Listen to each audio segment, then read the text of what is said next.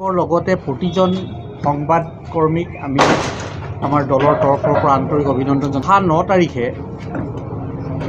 লোকসভা ভিত্তিত সমগ্ৰ অসমতে আমাৰ বিশেষ কৰ্মী সন্মিলন স্পেচিয়েল ৱৰ্কাৰ্ছ মিটিং আমাৰ চলি আছে। তাৰে আমাৰ 14টা লোকসভা সমষ্টিৰ ভিতৰত ইতিমধ্যে 12টা লোকসভা সমষ্টিত আমাৰ এই স্পেচিয়েল মিটিংখন কৰ্মী সন্মিলনখন শেষ হৈছে। তাৰে 13 নম্বৰ মিটিংখন অহা 9 জুলাই দিনৰ 11 বজাত আমি যি স্থানত বহি আছোঁ চাৰ সিং তেৰণ মেমৰিয়েল হলত ইয়াত অনুষ্ঠিত হ'ব 9 জুলাই দিনৰ 11 বজাৰ পৰা।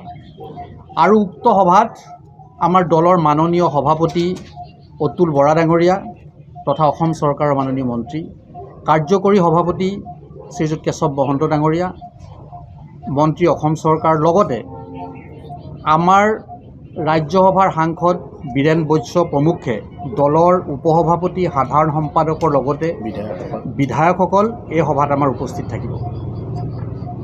আৰু 14 নম্বৰ সভাখন বাকী আছে, এখন কোকৰাঝাৰত অহা 22 তাৰিখ মানে এটা টেণ্টেটিভ দিন ঠিক কৰা হৈছে, 22 তাৰিখে হ'ব।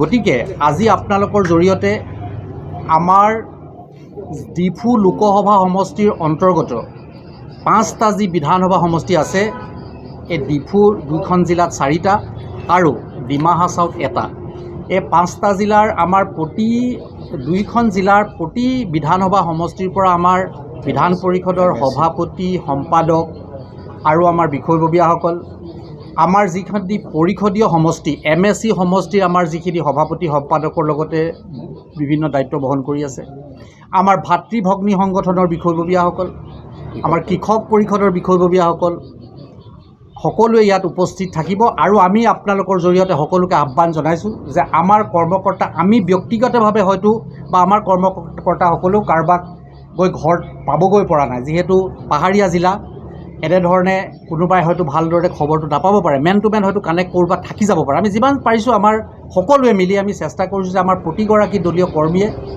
আমাৰ এই মেছেজটো পাওক আৰু 9 তাৰিখৰ সভালৈ আহক। আৰু যদি কোনোবা থাকি গৈছে তেতিয়াহ'লে সেইসকলক আপোনালোকৰ জৰিয়তে আমি আহ্বান জনাইছোঁ যে সকলোৱে অহা 9 তাৰিখে দিনৰ 11 বজাৰ ভিতৰত পোৱাকৈ 10 বজাৰ ভিতৰত পোৱাকৈ আমাৰ এই সভাস্থলীলৈ আহক। আৰু আমাৰ দলৰ মাননীয় সভাপতি, কাৰ্যকৰী সভাপতিৰ লগতে আমাৰ কৰ্মকৰ্তাসকলে আমি আগন্তুক দিনত লোকসভা নিৰ্বাচনত আমি কেনেধৰণে আগবাঢ়িম, কি কৰিম, আমাৰ কৰ্মীসকলৰ মনৰ বুজ লোৱাৰ লগতে আৰু তেখেতসকলে আমাক দিহা পৰামৰ্শ আগবঢ়াব।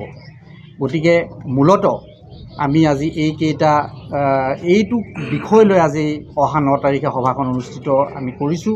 আৰু আপোনালোককো আমি আজি নিমন্ত্ৰণ জনাইছোঁ আৰু উক্ত দিনা আপোনালোকৰ আমি সকলো ধৰণৰ সহায় সহযোগিতা বিচাৰিছোঁ, কিয়নো আমি ইয়াত ভালকৈ কৰিছোঁ, বেয়াকৈ কৰিছোঁ, আপোনালোকৰ জৰিয়তে সমগ্ৰ অসমৰ মানুহে বা ভাৰতবৰ্ষৰ মানুহে গম পাব। গতিকে আপোনালোকৰ আমাৰ 2খন জিলাৰ প্ৰতিটো চুকে কোণে আপোনালোকৰ জৰিয়তে আমাৰ মেছেজটো যাব।